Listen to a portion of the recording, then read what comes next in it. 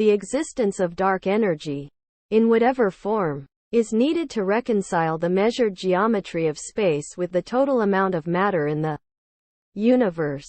Measurements of cosmic microwave background anisotropies indicate that the universe is close to flat. For the shape of the universe to be flat, the mass-energy density of the universe must be equal to the critical density.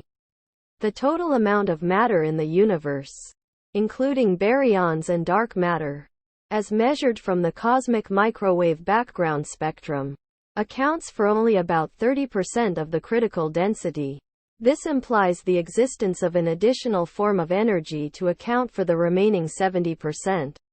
The Wilkinson Microwave Anisotropy Probe (WMAP) spacecraft's 7-year analysis estimated a universe made up of 72.8% dark energy, 22.7% dark matter, and 4.5% ordinary matter. Work done in 2013 based on the Planck spacecraft observations of the cosmic microwave background gave a more accurate estimate of 68.3% dark energy, 26.8% dark matter, and 4.9% ordinary matter.